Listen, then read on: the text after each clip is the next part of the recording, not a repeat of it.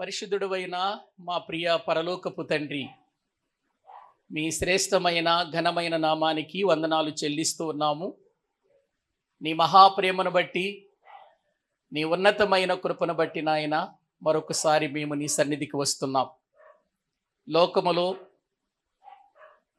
క్రైస్తవుల మీద జరుగుతున్నటువంటి దాడులు, దీని వెనుక అపవాది యొక్క హస్తము ఉందని మేము తెలుసుకుంటున్నాం. ఎందుకంటే మీరు పోరాడునది శరీరులతో కాదు, అధికారులతోనూ ప్రస్తుత సంబంధమగు లోకనాథులతోనూ అంధకార సంబంధులకు దురాత్మల సమూహముతో మేము పోరాడుతున్నామని, ఆ పోరాటములో విజయము మేము పొందుకోవాలని ముందుగానే మీ లేఖనాలలో వ్రాయించారు తండ్రి. కాబట్టి మేము ఏమాత్రము కూడా ఏ విషయానికి భయపడకుండా క్రీస్తునందు నిలిచి ఫలించి నిత్యజీవము కొరకై ప్రయాసపడినట్లు తగిన సహాయము చేయండి. ఈ సమయంలో నీ వాక్యము దగ్గరికి వెళ్ళుచున్నాము. నీ మాటలలో ఉన్న పరమార్థాన్ని మాకు తెలిపి నీ వాక్య సత్యములో మేము నడుచున్నట్లు సహాయము చేయమని ప్రార్థిస్తూ మీ చేతులకు అప్పగించుకుంటూ నీ వాక్యమును బోధించనయ్యున్నటువంటి నన్ను మీరు జ్ఞాపకం చేసుకొని నీ పరిశుద్ధాత్మ సహాయము నడిపింపు అనుగ్రహించి మీ కృపలో మమ్ములనందరినీ బలపరచమని యేసుక్రీస్తు ప్రభువు పేరట ప్రార్థించి స్తుతించి వేడుకుంటున్నాము తండ్రి, ఆమేన్. మంచిది. ప్రభునందు ప్రియులారా, దైవ గ్రంథంలో నుండి మనం మత్తయి సువార్త ధ్యానాలలో 11 అధ్యాయాలను ముగించుకున్నాం. ఈ సమయమందు మనం 12వ అధ్యాయమును ప్రారంభించుకుంటున్నాం. 12వ అధ్యాయము 1 నుండి 8 వచనాలు వాక్యములో నుండి మార్చి చదువుకుందాం. మత్తయి సువార్త 12వ అధ్యాయము 1 నుండి 8 వచనాల వరకు మనము మార్చి చదువుకుందాం. ఆ కాలమందు యేసు విశ్రాంతి దినమున పంట చేలలో బడి వెళ్ళుచుండగా ఆయన శిష్యులు ఆకలిగొని వెన్నులు త్రుంచి తినసాగిరి.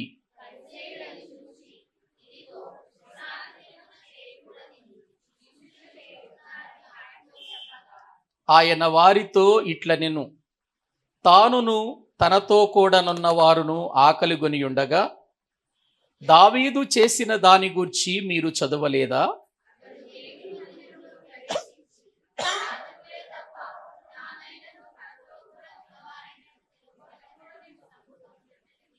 మరియు యాజకులు విశ్రాంతి దినమున దేవాలయములో విశ్రాంతి దినములు ఉల్లంఘించియు నిర్దోషులయ్యున్నారని మీరు ధర్మశాస్త్రమందు చదవలేదా?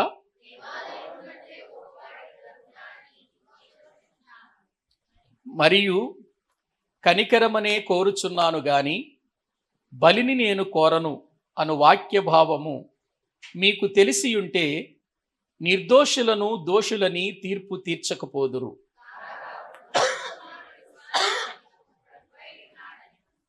చాలండి. ప్రభునందు ప్రియులారా, దైవ గ్రంథంలో యేసుక్రీస్తు ప్రభువారు శరీరధారిగా ఈ లోకములో ఉన్నప్పుడు ఆయన ఎన్నో ప్రదేశాలకు వెళ్ళాడు.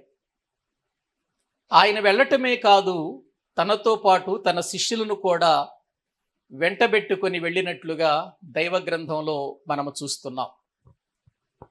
యేసు ప్రభుతో వెళ్ళుచున్నప్పుడు శిష్యులకు కానీ యేసు ప్రభువుకు కానీ సమయానికి భోజనము ఉండేది కాదు.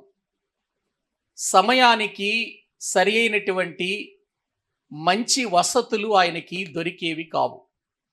ఎందుకంటే యేసు ప్రభువారు ప్రయాణం చేస్తూ వెళుతున్నటువంటి ఆ ప్రాంతాలన్నీ కూడా ప్రియులారా చాలా చిన్న చిన్న గ్రామాలు, పట్టణాలు ఉన్నాయి, గ్రామాలు ఉన్నాయి. కొన్నిసార్లు వారు కొండల మధ్య గుండా ప్రయాణం చేస్తూ వెళ్ళేవారు. కొన్నిసార్లు చేలల్లో గుండా ప్రయాణం చేస్తూ, పంట పొలాల్లో గుండా ప్రయాణం చేస్తూ వెళ్ళేవారు. ఎందుకంటే అప్పుడు వాహనాలు లేకపోవటం, సరైనటువంటి రహదారులు లేకపోవటం, మార్గాలు సరిగా ఉండకపోవటం. ప్రియులారా, అందుకని వారు నడకనే అనేక ప్రాంతాలకు వెళ్ళి దేవుని మాటలు అందించినట్లుగా దైవ గ్రంథంలో మనము చూస్తూ ఉన్నాం. ఒక రోజున విశ్రాంతి దినమది ఆయన తన శిష్యులతో కూడా కలిసి పంట పొలాలలో గుండా వెళుతూ ఉన్నాడు. అప్పటికే శిష్యులు నడిచి వెళుతూ ఉండటాన్ని బట్టి వారు ఆకలి కొనినట్లుగా లేఖనాలలో మనము చూస్తున్నాం. ఆకలి కొని వాళ్ళు ఏం చేస్తున్నారంటే వెళుతూ వెళుతూ ఆ పంట పొలాలలో ఉన్నటువంటి ఆ పంట యొక్క కంకులను ప్రియులారా వాళ్ళు తీసుకొని తినటం ప్రారంభించినట్లుగా ఇక్కడ దేవుని వాక్యంలో మనము చూస్తూ ఉన్నాం. ఒకసారి మళ్ళీ మీరు ఆ మొదటి ప్రియులారా వచనం చదవండి. ఆ కాలమందు యేసు విశ్రాంతి దినమున పంట చేలలో బడి వెళ్ళుచుండగా ఆయన శిష్యులు ఆకలి కొని వెన్నులు త్రుంచి తినసాగిరి. అంటే యేసు ప్రభు శిష్యులు ఆయనతో కూడా ప్రయాణమై వెళుతూ ఉండగా ఆ ప్రయాణములో వారికి ఆకలయింది అని మనం చూస్తున్నామండి. ఆకలయింది. చెప్పాను కదా, వాళ్ళకి ఏ టైంలో ఆహారం దొరుకుతుందో తెలియదు, ఏ టైంలో వారికి నీళ్లు దొరుకుతాయో తెలియదు, ఏ టైంలో ఎలా ఉంటుందో కూడా తెలియదు. అందుకే యేసు ప్రభు వారు వీళ్ళకి మొట్టమొదటిగా ప్రార్థన నేర్పించిన ప్రార్థనలో వారికి నేర్పినటువంటి ప్రార్థన మనందరికీ తెలుసు. ప్రియులారా, ఏనాటి ఆహారము ఆనాడు మాకు దయచేయుము అని వారికి ప్రార్థన నేర్పించాడు. అంటే దాని అర్థం ఏంటి? ఎందుకు ఆ ప్రార్థన నేర్పించాడు అనంటే, మీరు సమస్తాన్ని విడిచిపెట్టి నన్ను వెంబడించినందువలన మీకేదో దొరుకుతుంది అని అనుకోకండి. ప్రతి దినము ఎక్కడ ఆహారం దొరుకుతుందో మనకు తెలియదు. కొన్నిసార్లు ఆహారం కూడా మనకు దొరకకపోవచ్చు, ఆకలితో ఉండిపోవచ్చు. అందుకని మీరు ప్రార్థన చెయ్యండి. ఏమని ప్రార్థన చెయ్యమన్నాడు? పరలోకమందున్న మా తండ్రి, నీ నామము పరిశుద్ధపరచబడునుగాక, నీ నామము నీ చిత్తము పరలోకమందు నెరవేరునట్లు భూమి యందును నెరవేరునుగాక. మా అనుదిన ఆహారము నేడు మాకు దయచేయుము అని ప్రార్థన చేసుకోండి మీరు. ఎందుకంటే ఏనాటి కీడు, ఏనాటి భోజనం ఆనాడు మనకు వచ్చినప్పుడు దాన్ని మనం అనుభవించటం నేర్చుకోవాలి అని తన శిష్యులకు ముందుగానే నేర్పించినట్లుగా మనం చూస్తూ ఉంటున్నాం. ప్రియులారా, యేసు ప్రభు శిష్యుల యొక్క జీవితాల్లో యేసు ప్రభుని వెంబడిస్తున్నారు కాబట్టి వాళ్ళకేదో సమృద్ధికరమైన ఆహారం దొరుకుతుంది అని మీరు అనుకోకండి. యేసు ప్రభుతో వెళుతున్నారు కాబట్టి వాళ్ళకి ఏ కొదువ లేదు అని అనుకోకండి. వాళ్ళు ఎక్కడ తింటున్నారో, ఎప్పుడు తింటున్నారో, ఎక్కడ పడుకుంటున్నారో, ఎక్కడ వాళ్ళు బస చేస్తున్నారో, ప్రియులారా, వాళ్ళ పరిస్థితులన్నీ కూడా ఒక తారుమారుగానే ఉన్నట్లుగా దైవ గ్రంథంలో మనము చూస్తున్నాం. అందుకే యేసుక్రీస్తు ప్రభువారు ఒక రోజున ఒక శిష్యుడు, ప్రభువా నేను నిన్ను వెంబడిస్తాను అనంటే, మంచిదే, నువ్వు నన్ను వెంబడిస్తావు, నన్ను వెంబడించాలని కోరుకుంటున్నావు, నాతో వస్తే నీకేదో దొరుకుతుందని నువ్వు అనుకుంటున్నావేమో. ఒక విషయాన్ని గుర్తించు, నక్కలకు బొరియలను ఆకాశ పక్షులకు గూళ్ళు ఉండెను గాని మనుష్య కుమారుడు తలవాల్చుకొనుటకు చోటు లేదు అని ఎందుకు చెప్పాడో తెలుసా? ఎందుకు చెప్పాడు అనుకుంటున్నారు? ఒకవేళ నన్ను వెంబడిస్తే నీకేదో దొరుకుతుంది, నువ్వేదో సంపాదించుకోవచ్చని మీరు అనుకుంటున్నారేమో. అసలు నేను తలవాల్చుకోవటానికే నాకు చోటు లేనటువంటి పరిస్థితి.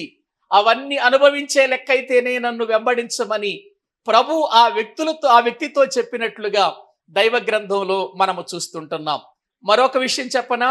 యేసుక్రీస్తు ప్రభు వారు ఎప్పుడు కూడా పరలోక సంబంధమైన ఆహారం, పరలోక సంబంధమైనటువంటి ప్రియులారా దీని గురించిన ఆలోచనలతోనే ఉండేవాడు గాని నా కడుపు ఎవరు నింపుతారని ఎప్పుడూ ఎదురు చూచేవాడు కాదాయన.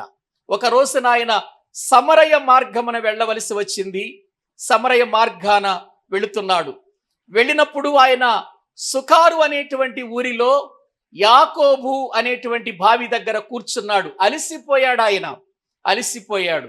ఈలోపు సమరయ స్త్రీ అక్కడికి వచ్చినట్లుగా మనం చూస్తున్నాం. అప్పుడు ఆయన శిష్యులు ఎక్కడికి వెళ్ళారో చూద్దాం రండి. బైబిల్ గ్రంథంలో మనము చూస్తే యోహాను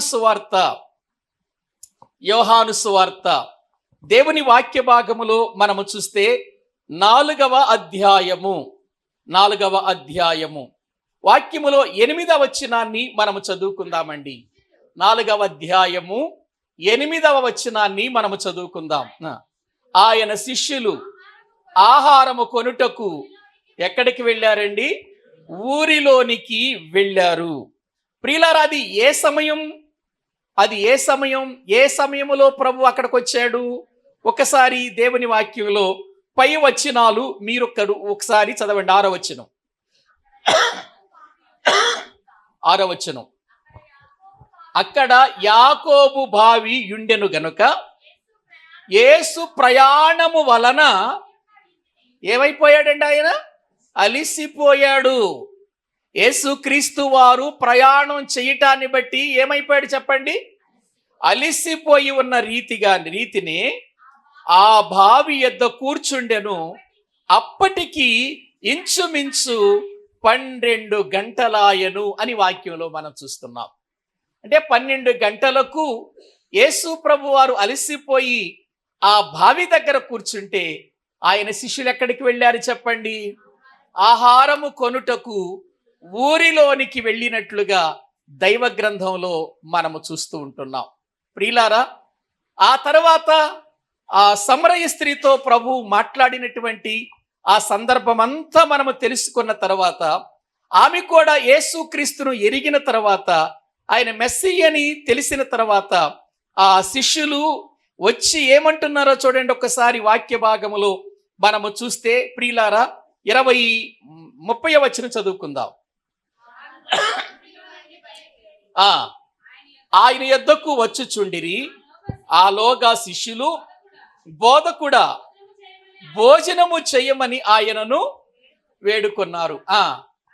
అందుకాయన భుజించుటకు మీకు తెలియని ఆహారము నాకు ఉన్నదని ఆయనతో చెబుతున్నారు. చూడండి, వాక్యంలో మనము చూస్తే ప్రియులారా, సమరయ స్త్రీతో సంభాషణ అయిపోయిన తర్వాత, ఆమె యేసుక్రీస్తుని మెస్సయ్యగా గుర్తించిన తర్వాత తన కుండను ఆ బావి దగ్గర విడిచిపెట్టి ఊరిలోనికి ఆమె వెళ్ళిపోయినప్పుడు తన శిష్యులు అప్పుడు వచ్చారు. అప్పుడు వచ్చి ఏమంటున్నారంటే, బోధకుడా భోజనం చెయ్యి అని అంటున్నారు యేసు ప్రభుని. అప్పుడు యేసు ప్రభు వారు ఏమంటున్నాడు? మీకు తెలియని ఆహారము నాకు కలదు అని అన్నాడు. ప్రియులారా, ఏంటి వీళ్ళకి తెలియని ఆహారం? వీళ్ళకి తెలియని ఆహారము ఏంటి? వాళ్ళేమనుకుంటున్నారు? మనం ఊరిలోకి వెళ్ళిన తర్వాత, భోజనం కొనటానికి వెళ్ళిన తర్వాత ఎవరో ఈయనకి భోజనం తెచ్చి పెట్టారు అని వాళ్ళు అనుకుంటున్నారు. కానీ యేసు ప్రభు వారికి ఉన్నటువంటి ఆ ఆకలి తీరటం ఏంటి? ఆ భోజనం ఏంటి అని అంటే ప్రియులారా, కిందంటాడు వాక్య భాగములో 34వ వచనం. యేసు వారిని చూచి నన్ను పంపిన వాని చిత్తము నెరవేర్చుటయు ఆయన పని తుదముట్టించుటయు నాకు ఏమయ్యున్నది?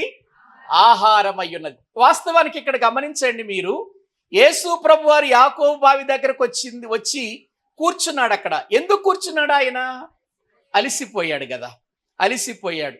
అలిసిపోయినటువంటి ప్రభు ప్రియులారా, అక్కడ ఏమైనా రెస్ట్ తీసుకున్నాడా? లేదండి. అక్కడ సమరయ స్త్రీ రావటం, ఆమెతో సంభాషించటం జరిగింది. అలసిపోయినా ఆయన భారం ఏంటి అనంటే, ఒక ఆత్మనైనా ప్రభు యొద్దకు, తండ్రి యొద్దకు నడిపించాలి అనేటువంటి వేదన.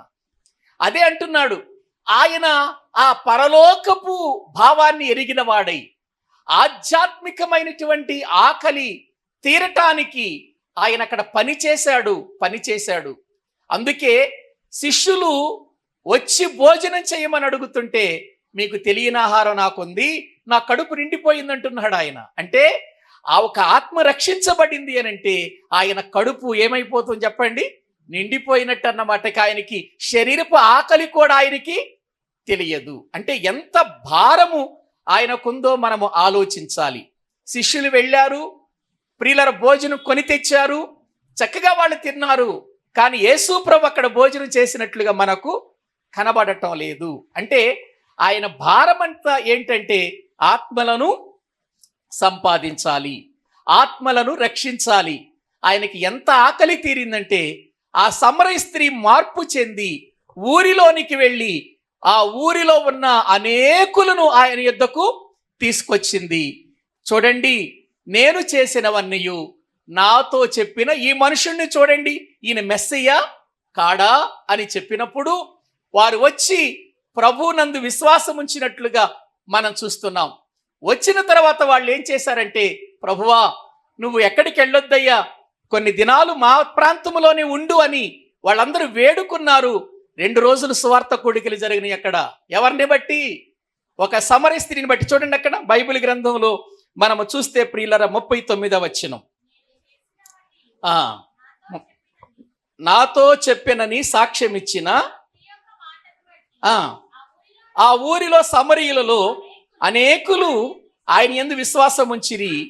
ఆ సమరయులు ఆయన యొద్దకు వచ్చి తమ యొద్ద ఉండుమని ఆయనను వేడుకొనిరి గనుక ఆయన అక్కడ ఎన్ని రోజులున్నాడు?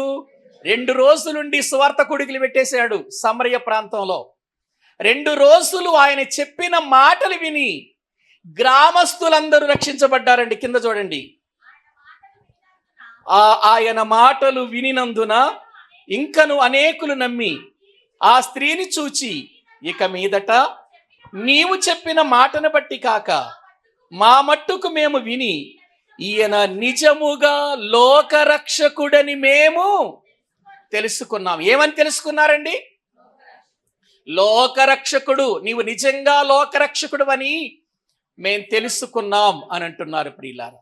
2 రోజుల మీటింగుల్లో ఎంతమంది ఆత్మలు రక్షించబడ్డాయి. ఊరు ఊరు కదిలొచ్చింది. అనేకులు ప్రభువునందు విశ్వాసం ఉంచారు. ఇంకా ఆయన ఆకలి ఏమైపోయింది చెప్పండి? తీరిపోయింది. అదే ఆయనకు మీకు తెలియని ఆహారము నాకు కలదన్నాడే అది. ఎందుకు ఆ మాటలు చెప్పాల్సి వచ్చిందంటే, రేపు ఆయన ఈ లోకాన్ని విడిచి వెళ్ళిన తర్వాత మీరు కూడా ఇది చెయ్యాలి, ఇలా జరిగించాలి అని చెప్పటానికి.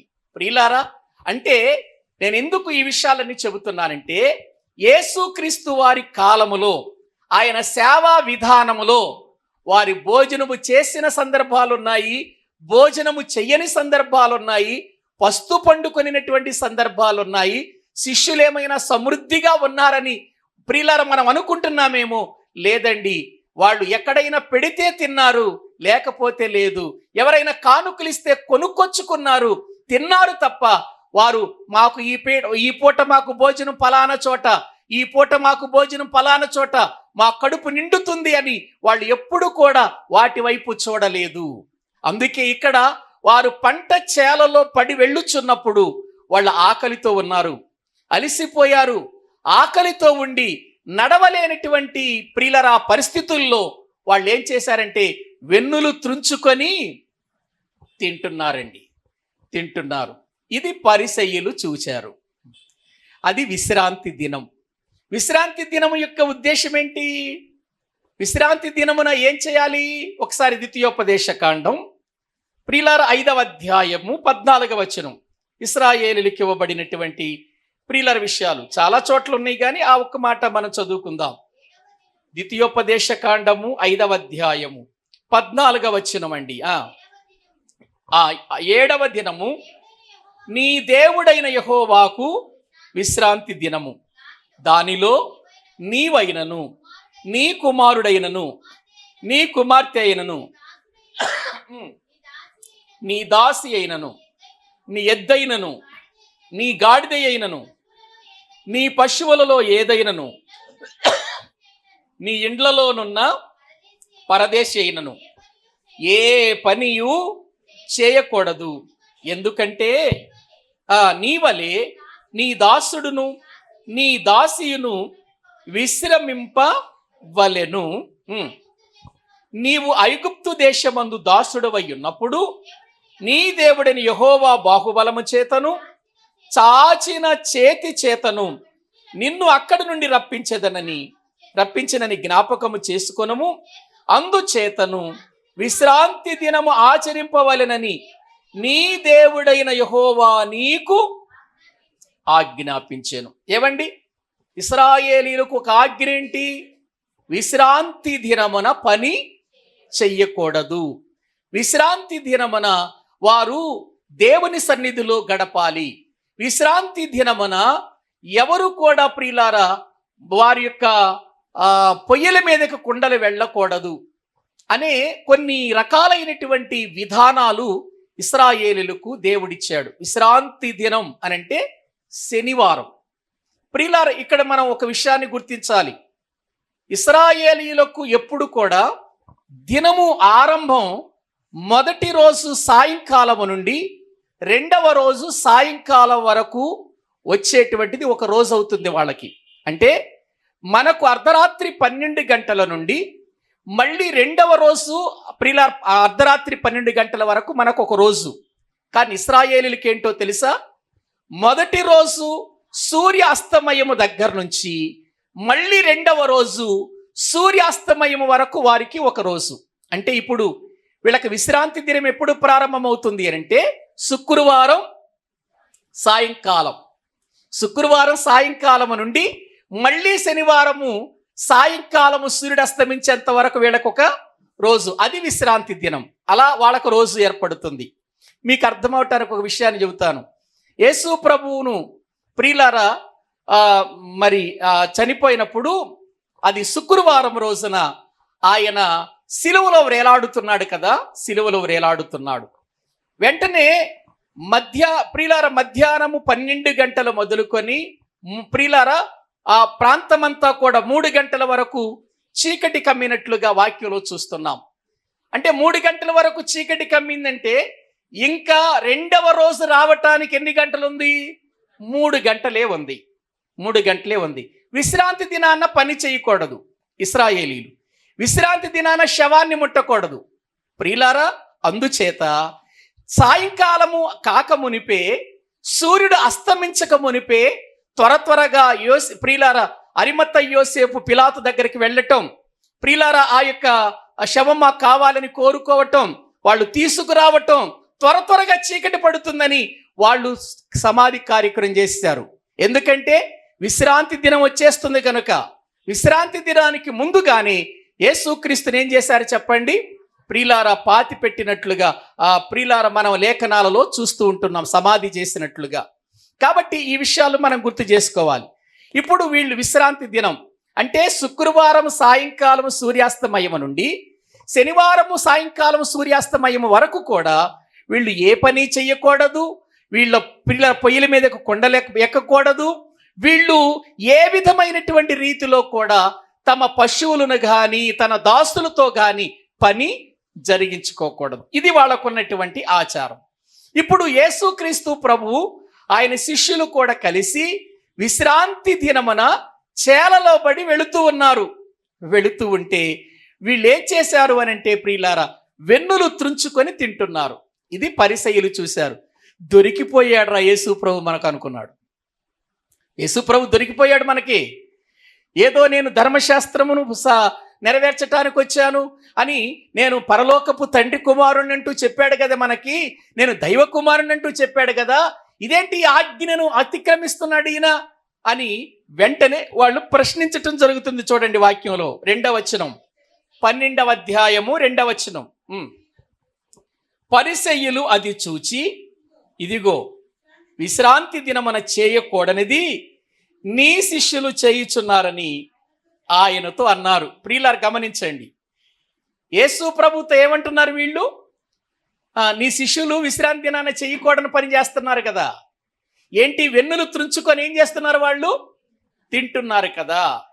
మరి ఇది ఆజ్ఞను అతిక్రమించటం కదా, ధర్మశాస్త్రాన్ని మీరటం కదా. మరి ఇలా చేస్తున్నారు కదా, నువ్వు మౌనంగా ఉన్నావేంటి అని ఆయన నేరస్తునిగా చూపించటానికి, ఆయన శిష్యులను నేరస్తులుగా చూపించటానికి వాళ్ళు మాట్లాడుతున్నారు. అప్పుడు యేసుక్రీస్తు ప్రభువారు పాత నిబంధనలో జరిగిన ఒక సంఘటన చెబుతున్నాడు. దావీదు కాలములో, దావీదు జీవితంలో జరిగిన ఒక సంఘటన. ఏంటి దావీదు జీవితంలో జరిగిన సంఘటన? చూడండి, కింద వాక్యంలో మనము చూద్దాం. 3వ వచనం చదవండి. ఆయన వారితో ఇట్లనెను, తనతో కూడా నున్న వారును ఆకలిగొని ఉండగా దావీదు చదవండి, దావీదు చేసిన దాని గురించి మీరు చదవలేదా? అతడు దేవుని మందిరములో ప్రవేశించి యాజకులే తప్ప తానైనను తనతో కూడా ఉన్నవారైనను తినకూడని సముఖపు రొట్టెలు తినెను. మరియు యాజకులు విశ్రాంతి దినమున దేవాలయములో విశ్రాంతి దినమును ఉల్లంఘించియు నిర్దోషులై ఉన్నారని మీరు ధర్మశాస్త్రమందు చదవలేదా? చాలండి. యేసు ప్రభు వారు ఇప్పుడు ఒక సంఘటన చెబుతున్నాడు. ఎక్కడ జరిగిన సంఘటన ఇది? దావీదు కాలములో జరిగిన సంఘటన. ఎక్కడ జరిగిందో చూద్దాం. ఈ సంఘటన ఎక్కడ జరిగిందో చూద్దాం. సమూయేలు మొదటి గ్రంథం 21వ అధ్యాయం. సమూయేలు మొదటి గ్రంథం 21వ అధ్యాయం మొదటి నుండి మనము చదువుకుందామండి. మొదటి వచనము నుండి. దావీదు నోబులో యాజకుడైన అహీమెలుకు నద్దకు వచ్చెను. అయితే అహీమెలుకు దావీదు రాకకు భయపడి దావీదు చదవమ్మా.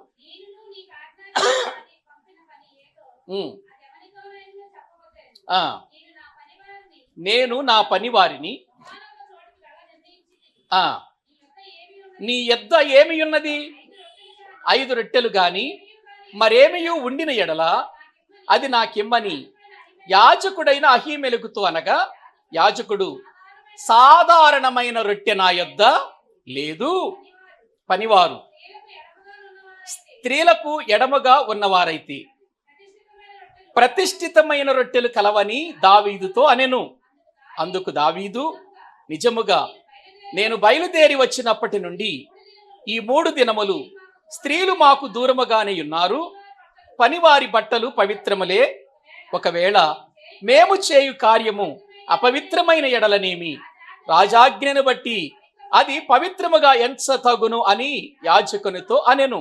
అంతటా యెహోవా సన్నిధి నుండి తీసివేయబడిన సన్నిధి రొట్టెలు తప్ప అక్కడ వేరు రొట్టెలు లేకపోగా వెచ్చని రొట్టెలు వేయు దినమందు తీసివేయబడిన ప్రతిష్ఠితమైన రొట్టెలను యాజకుడు అతనికి ఇచ్చెను. ఇక్కడ జరిగిన సందర్భం చెబుతాను.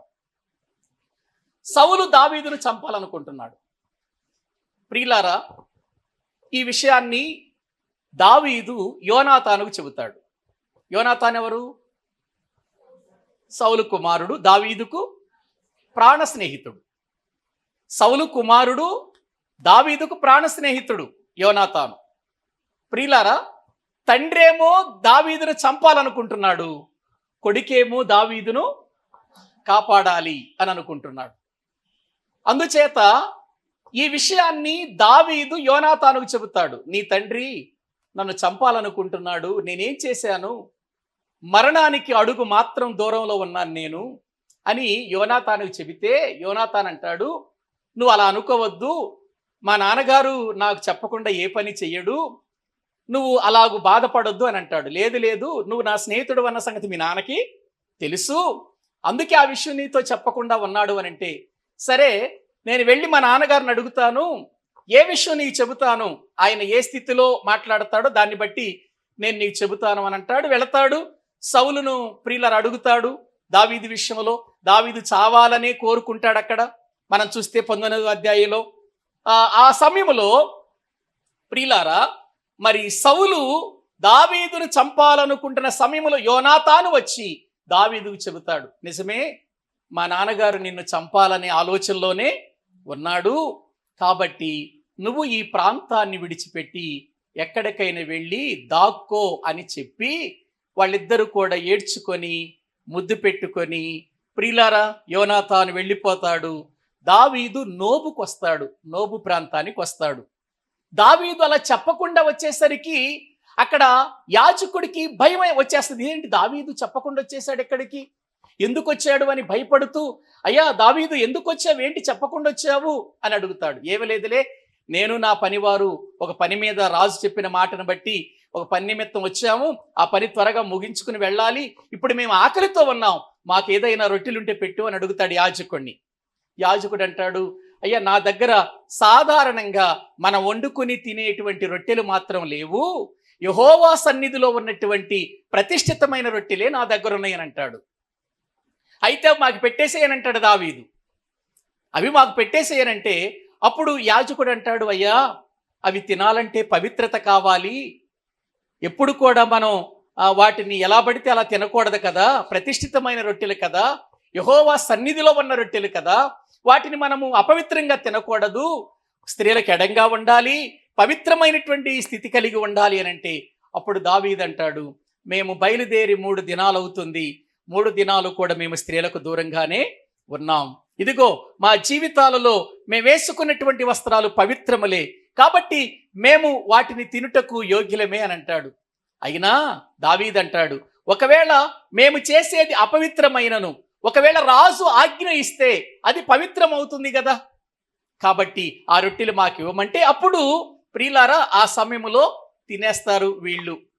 గ్రహించండి, అది ఎక్కడ చెబుతున్నాడు యేసు ప్రభు వారు, అది ఇక్కడ ప్రియులారా మెన్షన్ చేస్తున్నాడు. చూడండి ఇక్కడ వాక్యంలో మత్తయి సువార్తలో, ఇదిగో దావీదు విశ్రాంతి దినమున మీరు ఈ పని చేయకూడదు, ఈ వెన్నులు దించుకు తినొద్దు అని అంటున్నారు కదా, దావీదు రొట్టెలే తినేశాడుగా, పైగా తిన్న రొట్టెలేంటవి, అప్పుడప్పుడు వేసినవి ఇచ్చినవి కాదుగా, అవి ఏంటి, ప్రతిష్ఠితమైన యెహోవా సన్నిధిలో ఉన్న సముఖపు రొట్టెలు కదా, మరి అవి తిన్నాడు కదా, మరి అప్పుడు అది నేరం కానప్పుడు ఇది నేరం అవుతుందా అని అన్నాడు ప్రభు.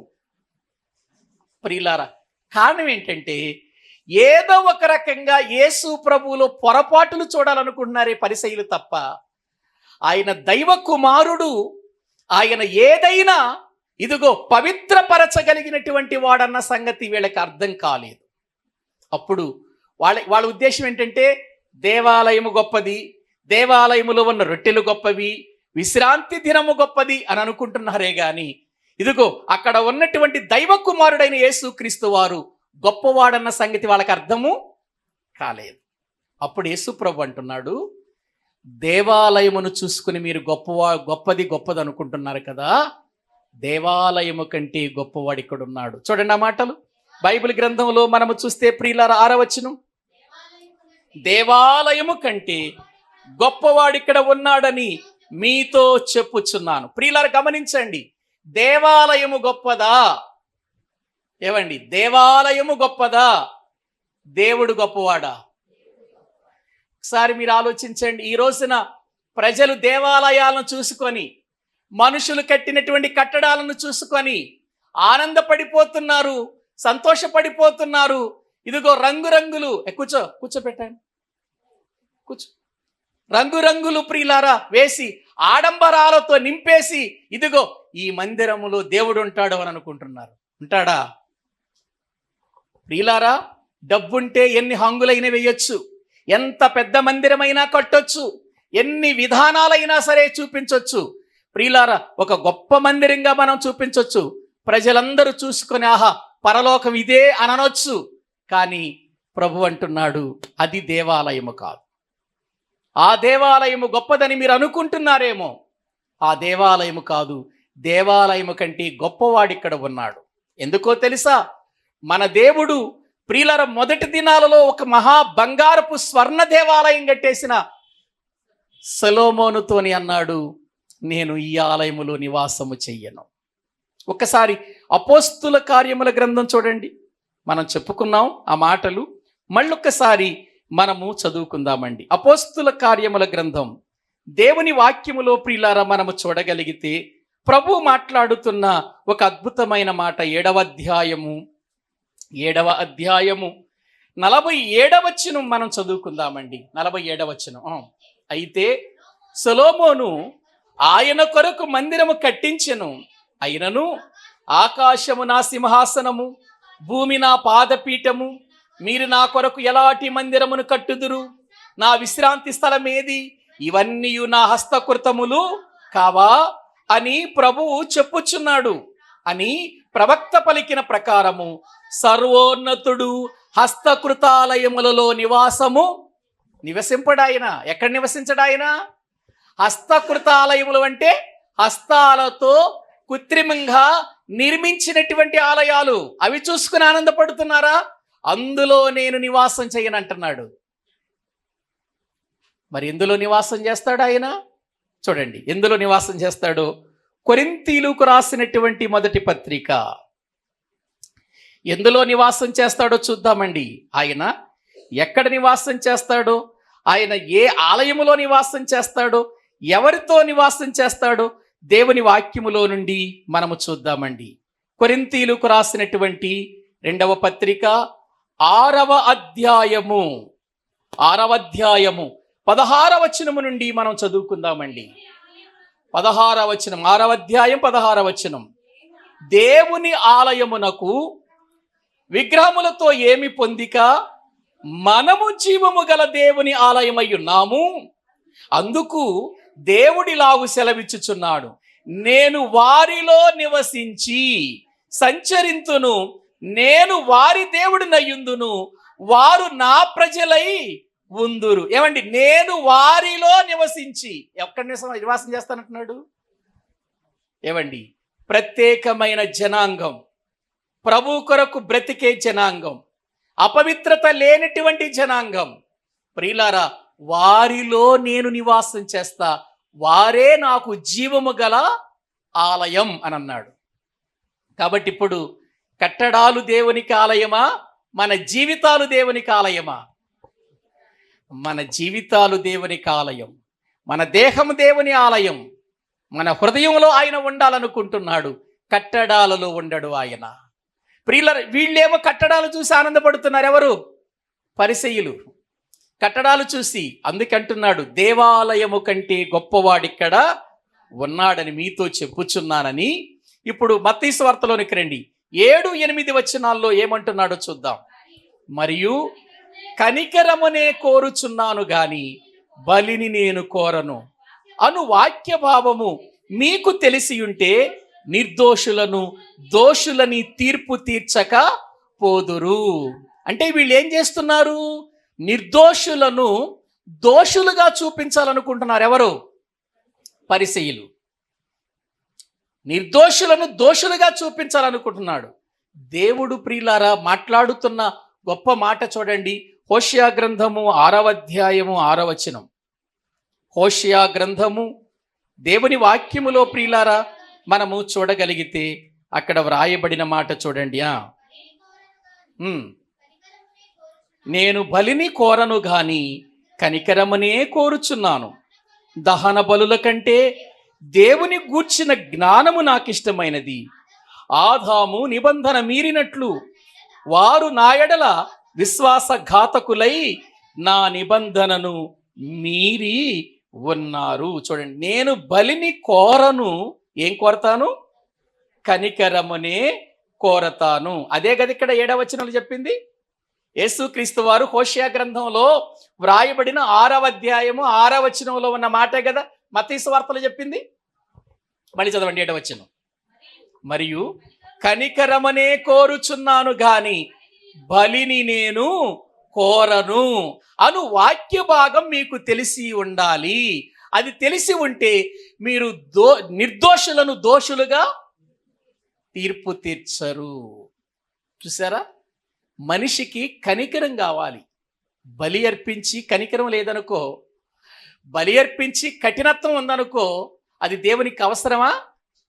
అందుకే దావీదు అంటాడు, అయ్యా నువ్వు బలిని కోరువాడవు కాదు, బలిని కోరితే నేను ఎన్ని బలులైన ఇచ్చేస్తాను, విరిగి నలిగిన హృదయమే నీకిష్టమైన బలి అన్నాడు. కనికరం అనేది దేవుని దృష్టిలో ప్రియులారా బలి కంటే గొప్పదిగా ఇక్కడ చూపిస్తున్నాడు. దేవాలయం కంటే గొప్పవాడు, ప్రియులారా బలి కంటే గొప్పదైన కనికరమును కోరేవాడు. ఆ విషయం అది నీకు అర్థమైతే నీవు ఎవరికి కూడా నిర్దోషులను దోషులుగా తీర్పు తీర్చవు. అసలు మీకు ఒక విషయం తెలుసా అని చెబుతూ విశ్రాంతి దినమునకు ఆయన ప్రభువై ఉన్నాడంటాడు 8వ వచనంలో. కాగా మనుష్య కుమారుడు విశ్రాంతి దినమునకు ప్రభువై ఉన్నాడు. ఏవండి, దినమునకు ప్రభు ఎవరు?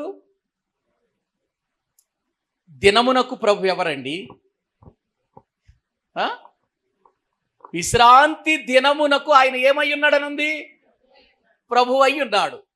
ఇప్పుడు చెప్పండి, ప్రభువు ప్రియులారా, ప్రభువుకు విశ్రాంతి దినం అవసరమా? విశ్రాంతి దినానికి ప్రభు అవసరమా? రోజుకి ఎవరు అవసరం? అవునండి, దేవుడండి. దినములు, కాలములు, సంవత్సరములు ఎవరు నడిపిస్తున్నారు? దేవుడు కదండి. ఆయన స్వాధీనంలో ఉన్నాయి కదండి. కాబట్టి దినము గొప్పదా? దినమును చేసిన వాడు గొప్పవాడా? చేసినవాడు గొప్పవాడు. కాబట్టి దినము కూడా ఎవరిని స్తుతించాలి? దేవుని స్తుతించాలి. దినమునకు కూడా ఆయన ప్రభువు అయి ఉన్నాడు. మీరేంటి దినాలను చూస్తున్నారేంటి విశ్రాంతి దినం అంటూ అని ప్రభు వారికి ఒక హెచ్చరిక ఇక్కడ ఇస్తున్నట్లుగా వాక్యంలో మనము చూస్తున్నాం. ప్రియులారా, దినములు కాదు మనకు కావలసింది. ఆ దినములను సృష్టించి, ఆ దినములలో మనల్ని పోషించి, ఆ దినములలో మనకు కావలసిన సమస్తాన్ని ఇస్తున్నా దేవుణ్ణి గొప్ప చేయాలి. మనం దినాన్ని కాదు గొప్ప చేయాల్సింది మనం. ఆలోచిస్తున్నారా? కాబట్టి ఏ దినం మంచిది, ఏ దినం చెడ్డది, ఏ దినాన్న మేము ఇంట్లోకి వెళ్ళాలి, ఏ దినం మనం పెళ్లి చేసుకోవాలి, ఏ దినమున మేము శుభకార్యం చేసుకోవాలి, ఇవన్నీ ప్రక్కన పెట్టేయండి. దినమునకు ప్రభు ఎవరు చెప్పండి? ప్రభువు మన క్రీస్తు. ఆయన ప్రియులారా, ఆయన లేకుండా ఏది కలుగలేదు. సమస్తము కూడా దేవుని స్వాధీనములోనే నడుస్తున్నాయి ప్రియులారా. కాబట్టి దినమును కాదు మనం ప్రాధాన్యత ఇవ్వవలసింది, ఆ దినమును ఇచ్చిన ప్రభువుకు మనం ఇవ్వాలి. అవును, ఉదయం లేచామండి, లేవగానే మోకాళ్ళ మీదకి వెళ్ళిపోవాలండి. మోకాళ్ళ మీదకి వెళ్ళిపోయి ఏం చేయాలి మనం? ప్రభువా, మరొక దినాన్ని చూసే భాగ్యాన్ని మాకిచ్చావయ్యా, నీకు స్తోత్రం అనాలి. అంతేనా? లేకపోతే ఇవాళ బుధవారం కదా, రేపు కళ్ళు తెరిచి గురువారమా నీకు స్తోత్రం అందామా? గురువారంగా నువ్వు మాకు వచ్చావు, మా జీవితంలో ప్రవేశించావు కాబట్టి నీకు స్తోత్రం అని గురువారం అందామా? ఏమనాలి? ఆ దినమును మనకు అనుగ్రహించిన, ఆ సమయాన్ని మనకు అనుగ్రహించిన, ఆ ఆయుష్ను మనకు అనుగ్రహించిన ఎవరికి చెప్పాలి స్తోత్రాలు మనం? ప్రభువా, రాత్రంతా కాపాడావు, ఈ ఉదయకాలము కళ్ళు తెరిచేటట్టు చేసావయ్యా, కళ్ళు మూసుకుపోయి అలాగే వెళ్ళిపోతే నేను స్తుతించలేను కదా నాయన, మన్ను నిన్ను స్తుతించునా అని అంటాడు కదా. అందుకని సజీవునిగా మళ్ళీ ఈరోజు చూసే అవకాశం ఇచ్చావు, నీకు స్తోత్రాలు ప్రభు అని మనకు మెలకువ రాగానే మోకాళ్ళ మీదకి వెళ్ళి చెప్పాల్సిన మాట ఇది. చెబుతున్నారా మరి? పొద్దున్నే లేవగానే చెబుతున్నారా? ఏం టిఫిన్ వేసుకుందాం, ఏం తిందాం, ఏం త్రాగుదాం అనే ఆలోచనలో ఇక లేవటంతోనే వెళ్ళిపోతున్నారు కొండల దగ్గరికి. కొండల దగ్గరికి వెళ్ళకండి, లేవగానే లేవటంతోనే మోకాళ్ళు వేయండి మంచం దగ్గర. లేవటంతోనే ఆ దినం ఇచ్చిన ప్రభువును స్తుతించండి, ఆ దినం అనుగ్రహించిన ప్రభువుని స్తుతించండి. ఆ దినము నీకే కాదు, నీ భార్యకి ఇచ్చాడు, నీ భర్తకి ఇచ్చాడు, నీ పిల్లలకి ఇచ్చాడు, నీ కుటుంబానికి ఇచ్చాడు, అందరికి ఇచ్చాడు ఆ దినం. అందుని బట్టి మనం ప్రభువుని ఏం చేయాలి? ఆ దినాన్ని బట్టి ప్రభుని స్తుతించాలి. ఆ గొప్ప దేవునికి మనము ప్రియులర మరి బలియాగముగా మన జీవితాలు అర్పించాలి. అది మనం చేయాల్సినటువంటి పని.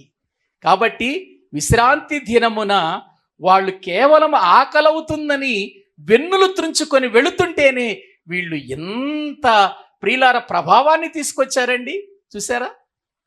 కానీ అసలు ఆధ్యాత్మికమైన విషయాలేంటో పరిసయ్యులకు అర్థము కాలేదు. ధర్మశాస్త్రములో ఉన్న విషయాలు చదివారు కానీ చదివిన విషయాలు వీళ్ళకేం కాలేదు, అర్థము కాలేదు. అందుకే బైబిల్ చదవటం వేరు, బైబిల్ని అర్థం చేసుకోవటం వేరు ప్రియులారా. అందుకే ఏమన్నాడు యెషయా గ్రంథం 34:16లో, యెహోవా గ్రంథమును పరిశీలించి చదువుకొనుడి అన్నాడు. యోహాను సువార్త 5:39 ఏమన్నాడు? నిత్య జీవమునిచ్చే లేఖనాలను మీరు పరిశోధించుడి అని అన్నాడు. పరిశోధన చెయ్యండి అన్నాడు, పరిశీలన చెయ్యండి అన్నాడు. వాక్యం చదవటం వేరు, వాక్యాన్ని పరిశీలించటం వేరు. వాక్యాన్ని చదవటం వేరు, వాక్యాన్ని అర్థం చేసుకొని బ్రతకటం వేరు. వీళ్ళకి వాక్యం తెలుసు, ధర్మశాస్త్రంలో వ్రాయబడిన విషయాలు తెలుసు, కానీ ఏం తెలియదు, అందులో ఉన్న అర్థాలు తెలియదు. ప్రియులారా, విశ్రాంతి దినమున వెన్నులు త్రుంచుకొని తినకూడదన్న సంగతి తెలిసి వీళ్ళకి. కానీ విశ్రాంతి దినమున ప్రియులారా, ఇదిగో ఏ ఒక్కరు కూడా భుజింపని రొట్టెలు భుజించినటువంటి దావీదు విషయం మాత్రం వీళ్ళకి అర్థం కాలేదు. దేవాలయము గొప్ప సంతరాన్ని గురించి మాట్లాడుకున్నారు, కానీ దేవాలయము కంటే గొప్పవాడున్నాడన్న సంగతి వీళ్ళకి అర్థము కాలేదు. బలిని గురించి బాగా మాట్లాడుతున్నారు, కానీ కనికరము దానికంటే గొప్పదన్న సంగతి వీళ్ళకి అర్థం కాలేదు. దినాలను గురించి మాట్లాడుకున్నారు, కానీ దినాల కంటే ప్రియులార గొప్పవాడు, దినములను చేసిన వాడు, దినములను ఇస్తున్నటువంటి దేవుడు గొప్పవాడన్న సంగతి వీళ్ళకి అర్థం కాలేదు. ప్రియులారా, ఈ దినాన అదే మనకు అర్థం కావాలి. మనము లేఖనాలు చదవటం కాదు, వాటిని అర్థం చేసుకునేటువంటి శక్తిని మనము కలిగి ఉండాలి. అప్పుడే మనము బలవంతులం అవుతాం. ఎందుకంటే వాక్యములో ఉన్న శక్తి మనలోనికి రావాలి అనంటే వాక్యాన్ని ధ్యానించాలి, తెలుసుకోవాలి. దావీదు అంటాడు కదా, వేకువనే లేచి నేను నిన్ను వెదుకుతున్నానయ్యా, నా మంచం మీద పరుండి ఉండి నేను నిన్ను ధ్యానిస్తుంటే క్రొవ్వు మెదడు దొరికినట్లుగా నా హృదయము తృప్తి పొందుచున్నదన్నాడు. ఆ అనుభవంలోనికి మనం రావాలి. వాక్యం చదవటం వేరు, వాక్యాన్ని అర్థం చేసుకుని అన్వయించుకోవటం వేరు, వాక్యపు శక్తిని పొందుకోవటం వేరు. దేవుని వాక్యపు శక్తి మనలోనికి వచ్చినప్పుడు మన ఆత్మలు కడగబడతాయి, శుద్ధి చేయబడతాయి. అందుకే వాక్యమనే ఉదక స్నానము చేత మీరు ఏం చేయమన్నాడు? కడుక్కోవాలన్నాడు. శక్తిగల దేవుని వాక్యం మీలోనికి వెళ్ళటానికి సాత్వికముతో దాన్ని అంగీకరించండి అన్నాడు. శక్తి ఉంది వాక్యములో. వాక్యం మనలోనికి వస్తే అది మనల్ని కడుగుతుంది ప్రియులారా, మన శుద్ధి చేస్తుంది, మన సరిచేస్తుంది, జాగ్రత్త పరుస్తుంది, ప్రభు కొరకు నిలబెడుతుంది. కాబట్టి వాక్యం చదవండి, వాక్యాన్ని ధ్యానం చెయ్యండి, వాక్యాన్ని పరిశీలించి వాక్యములో ఉన్న శక్తిని పొందుకొని ప్రభు కొరకు బ్రతకాలి. అట్టి ఉన్నతమైన కృప దేవుడు మనందరికీ దయచేయును కాక. తలలు వంచండి, ప్రభువు సన్నిధిలో ప్రార్థన చేసుకుందాం. అందరూ కూడా తలలు వంచండి, ప్రభువు సన్నిధిలో మనం ప్రార్థన చేసుకుందాం. ప్రియులారా, దేవుని సన్నిధిలో మనం ఉన్నాం. ఒకసారి ఆలోచన చేద్దాం. ఈ లోకములో ఈ ప్రకృతి సంబంధమైన వాటిని చూసుకొని ఇవి గొప్పవి అని అనుకోవద్దు, కానీ దేవుడు అంటున్నాడు, వీటన్నిటికంటే గొప్పవాడు నీ ముందున్నాడు. ఆయన నీలో నివాసం చేయాలని కోరుకుంటున్నాడు, ఆయన నీతో ఉండాలని కోరుకుంటున్నాడు. దేవాలయము కంటే గొప్పవాడు, దినము కంటే గొప్పవాడు, బలి కంటే గొప్పవాడు, సమస్తము కంటే గొప్పవాడు ఆయన. ఆయన యందు మనము విశ్వాసము కలిగిన వారమై మన జీవితాలను కొనసాగించాలని దేవుడు ఆశపడుతున్నాడు. కాబట్టి ప్రభు సన్నిధిలో మనం ప్రార్థన చేసుకుందాం.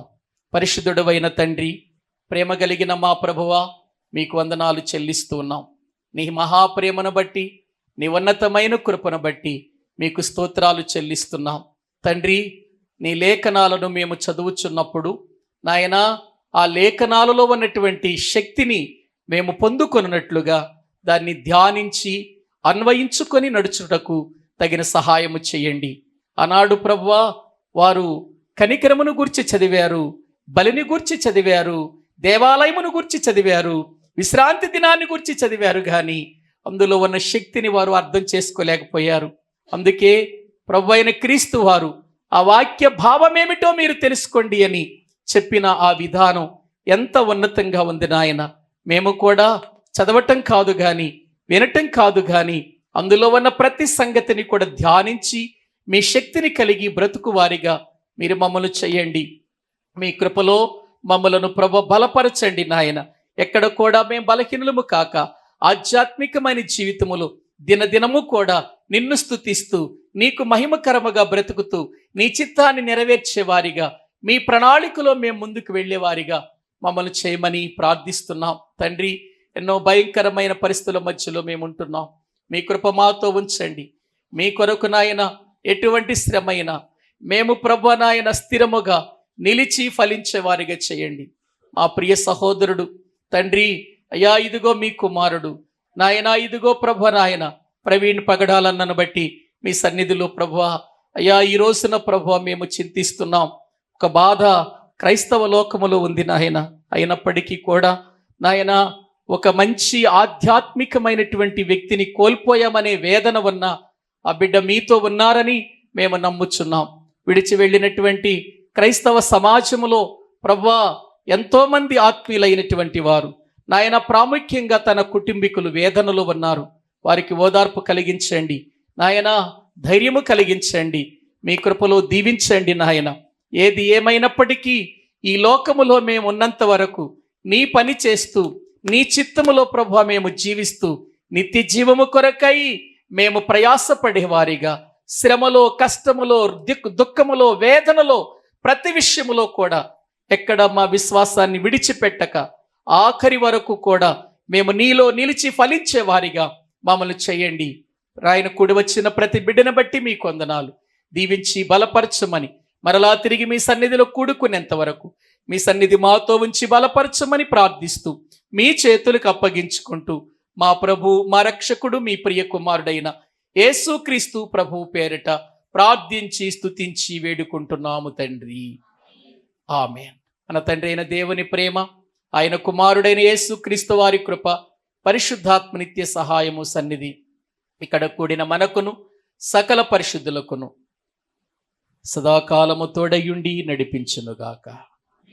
ఆమేన్. అందరికీ వందనాలు.